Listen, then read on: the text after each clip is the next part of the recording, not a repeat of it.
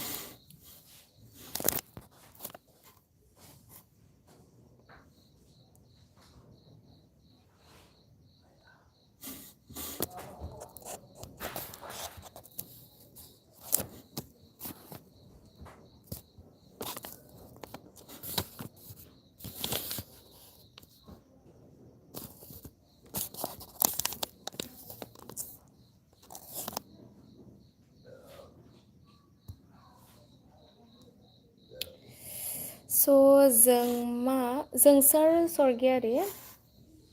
आं दा नलबारियावनो दङ बर्थमान लाइभ फैनायनि जेबो बिदि रिजन गैया जास्ट नोंथांमोनजों रायज्लायनो होननानै फैबाय बुहुद गोबाव जाबाय नालाय आं दा बर्थमान नलबारियावनो दङ रावबो लाइभ फैथ'वाखै दे बयबो खोन्थादो सोरना मा खबर साथाम फैबाय न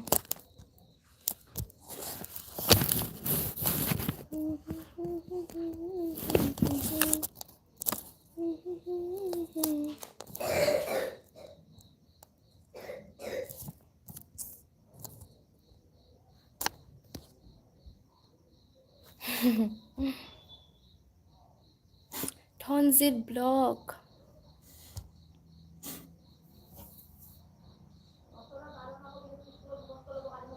मोजां आंना खबरा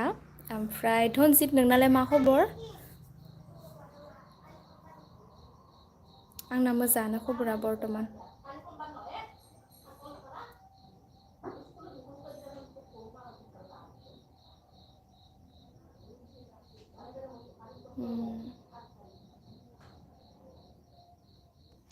सारसिट ब्लग नोंनालाय मा खबर गुड इभिनिं मनेश्वर बर' गोबावनि उनाव खोमाना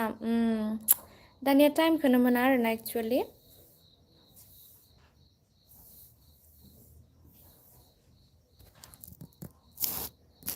भिडिअबो होनो मोना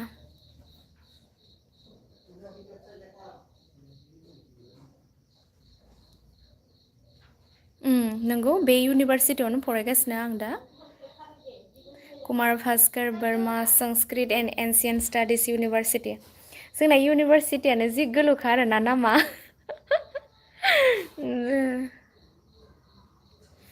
आं लाइभ फैयानो बारा फैनाया ओमफ्राय दिनैदोसो खननै ओमफ्राय सिगाङाव खनसे फैखांबाय खोमा ओमफ्राय एबारदो खननै जाबाय आरोना हाय धोरोम दैमारि अफिसियेल अ आदसा मालाबा होनबा लोगो मोनगोन न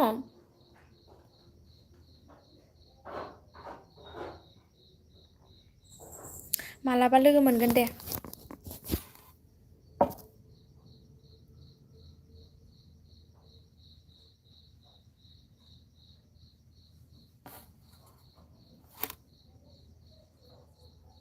हाय बिजित बर' हाय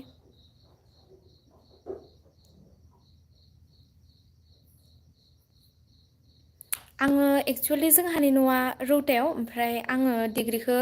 टंलायाव फरायदोंमोन आरोना न'आ ओरैनो रौतायाव उदालगुरि डिस्ट्रिक्ट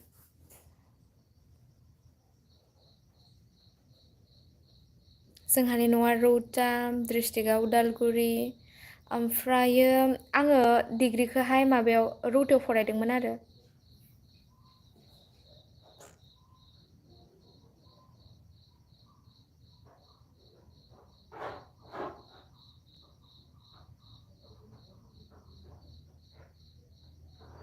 आं दा बर्थमान नलबारियाव दङ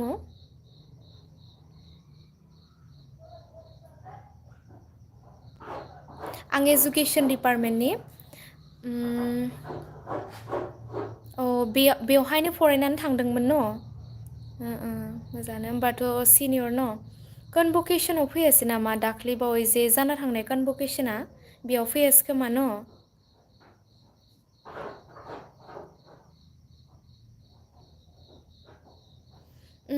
नलबारि बे मा होनो गनेश मन्दिर होनोदां गनेश मन्दिर खाथियावनो जायो आरोना बारा गोजान जाया गनेश मन्दिरनिफ्राय एसे फैबावनांगौ आरो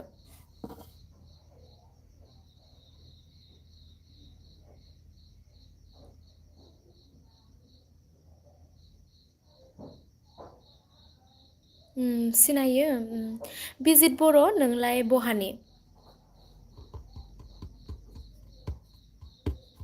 नलबारि डिस्ट्रिक्ट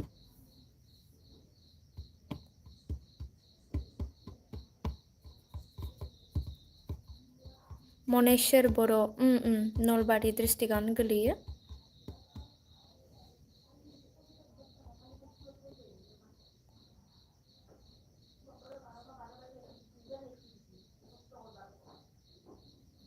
आदसा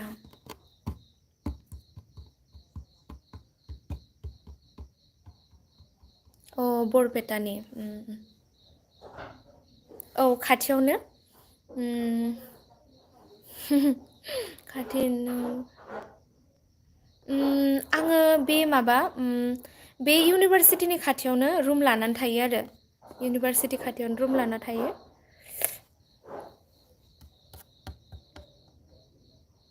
हाय केबि ब्लग हाय मा खबर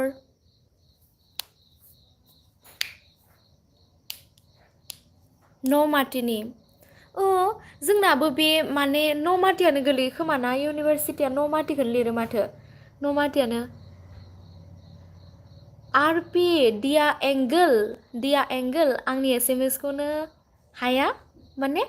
आंनि एस एम एस खौनो हाया माने बुजियाखै आङो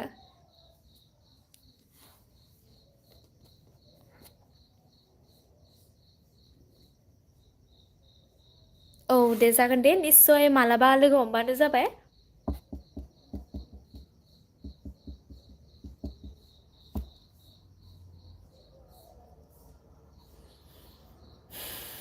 ओमफ्राय सोर मा खालामगासिनो आंथ' दिनै माने स्टाडि खालामनो बानानै लाइभखौनो फैबाय आरोना गोबावथारबो जाबाय भिडिअ हगारनो हाया होननानै ओमफ्राय लाइभ फैबाय आरोना बारा माने एक्सपिरियेन्स गैया आरोना बेफोरबायदि लाजिनायबो मोनो आरोना ओमफ्रायो दाना भिडिअबो बनायथारला नालाय लाजिनाया बारा जालांबाय आरो नोंनि रियेल नेमा मा आंनि रियेल नामा जन्मिका दैमारि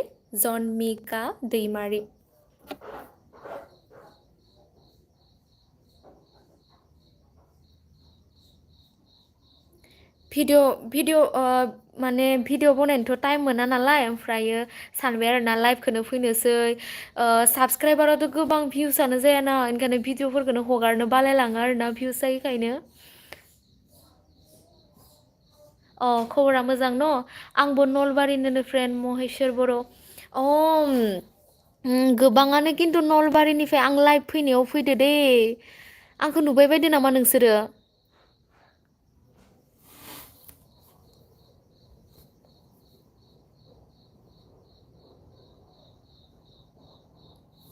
अनु दैमारि आगै आं दा नलबारियाव बर्थमान बे कुमार भास्कर बोरमा संस्कृत इउनिभारसिटियाव फरायगासिनो आरो ओमफ्राय नोंखौबो नुथाराखै आगै नों बर्थमान माहा दङ ओमफ्राय नोंसोरनिया डिग्रि गाबाय न' ओमफ्राय बेसेबां सेमबा जाखो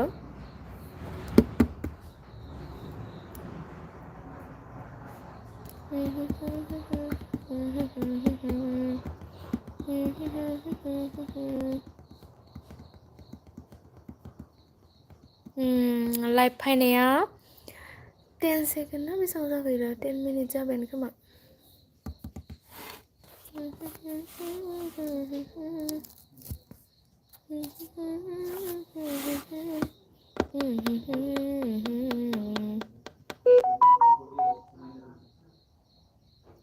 नाम्बार मादि गोमाखो गथ'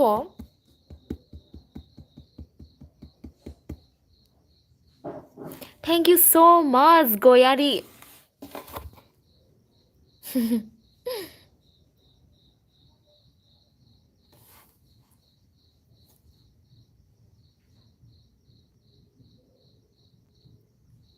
मिथिया मानो भिउस फैया दा आं बोरै मिथिगौ एक्सुवेलि जानो हागौ एट्राक्टिभ खालामनो हाया आरो लोगोसे सानफ्रोमबो रेगुलार भिडिअ हगारनो हाया न' बेनिखायनो आरो टाइमबो मोना ओरैबायदि क्लास जाखायो मेंखायो आरो क्लासावनो दिनथु ओमफ्राय सेटारडे एन्ड सानडे बन्द मोनो आरो एसे रेस्ट लानांगौ जानो जागोन दे आगै जागोन आं हरगोन दे आङो माबा M A masters degree first semester फरायगासिनो मास्टार डिग्रि फार्स्ट सेमिस्टार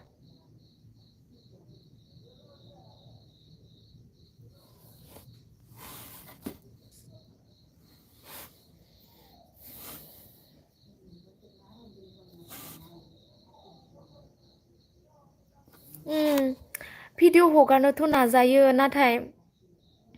माने टाइमखौनो मिलायनो हाया आङो अके नाजागोन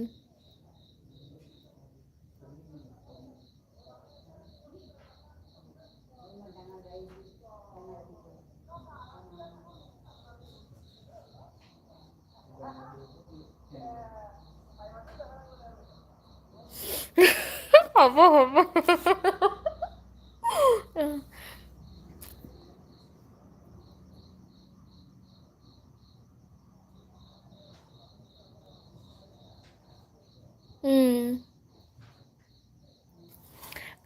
के साबसक्राइबार ओमफ्राय 1K आनो गोब्राब ओमफ्राय बहा थांजोबोथाय मानसिफोरा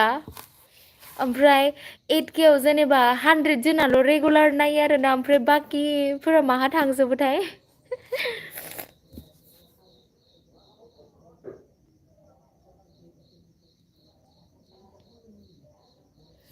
आंनि ड्रिमा मा होनोबा आं मा खोन्थागोन दा ड्रिमाथ' गोबां गोदोरानो साक्सेसजों लोगोसे मा जानो सानो होनबाला नोंथांमोना नुलांबाय थागोन दे आं शेयार खालामगोन साक्सेस जायोबा लाइफआव ड्रिमाथ' बहुत गोदोरानो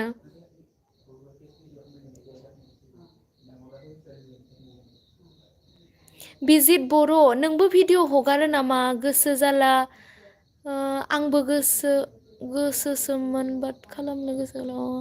हाय हाय हाय पिजे पंकज एफ पिजे पंकज বা তোমাৰ হাঁহিটো ইমান ধুনীয়া থেংক ইউ ছ' মাছ दिनैसो फार्स्ट टाइम नुदों आं रौतानि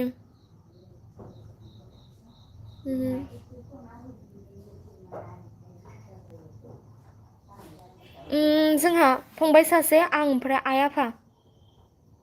फंबाय सासे ओमफ्रायो आं आइ आफा मोजाङानो नोंनिया मा खबर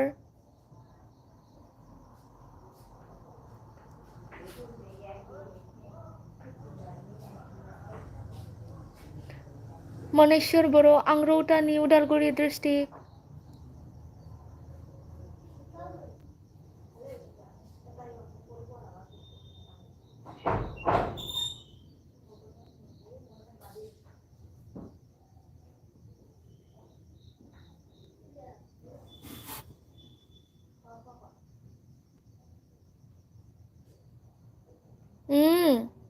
बहुत गोजानानो जायो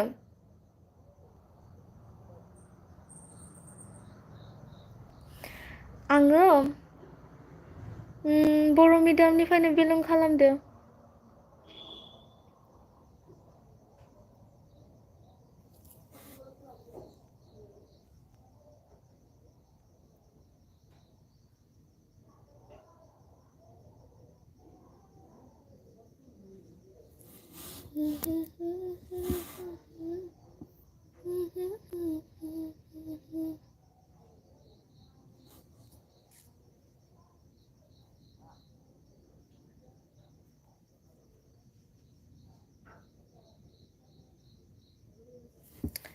दे सोंदो आरो सोरबा माखौबा सोंबावनोबा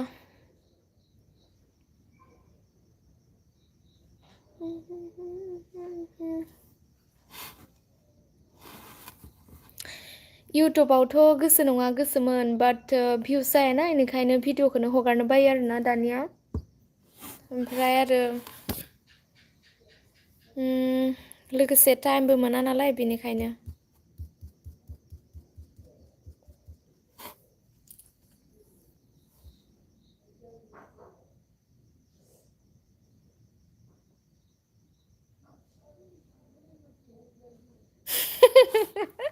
कारेक्ट आं थांफेराखै आं दासिमबो थांफेराखै ओमफ्राय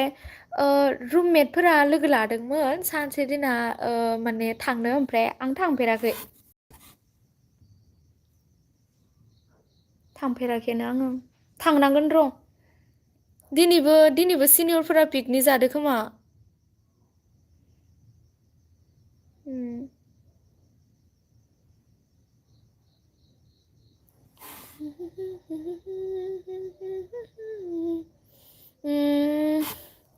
आरो 3 मिनिट लाइभ थाबावनोसै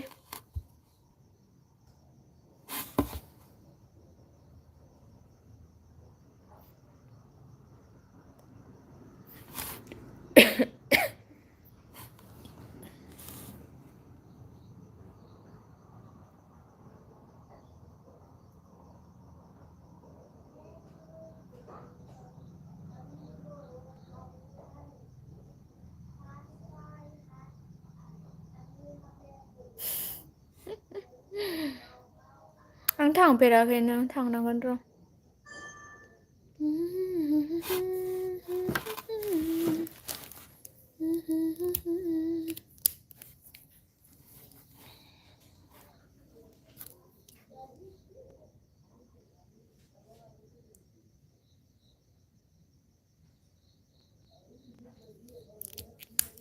आं मिनिनो लाजियो मिनिबाथाय खुगा फांथेनाय नेम दंखायो आंखौ ओमफ्राय लोगोफोरा आंखौ रायो आरोना मा मिनिबाथाय खुगा फांथेयोलै नोङो होननानै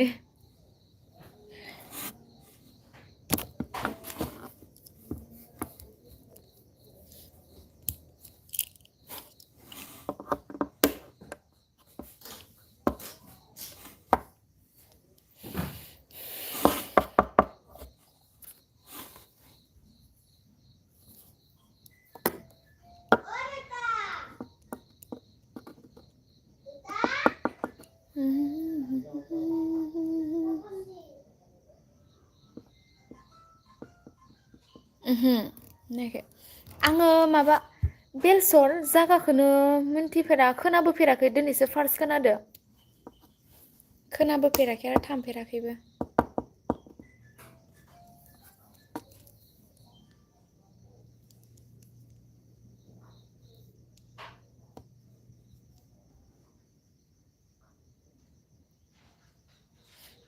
आं मेथाइखौनो रोजाबनो रोङा आं बोरै रोजाबगोन बाथरुम सिंगारसो सिरि सिरि खमायो मा पाब्लिकनि सिगाङाव खननो हाया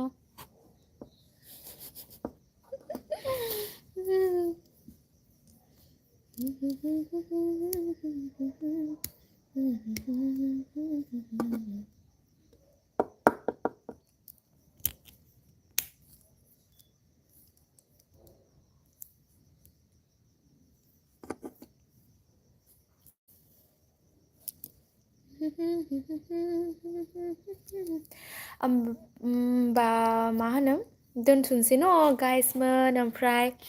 साफा सानै लाइभ फैनायफोरनिसिम थेंक इउ स' माच आंदों जइन जाफानायनि थाखाय ओमफ्राय आंखौ बरिं मोनदोंमोन आरोना ओमफ्राय बेनिखायनो आङो लाइभ फैदोंमोन मोजां नांबाय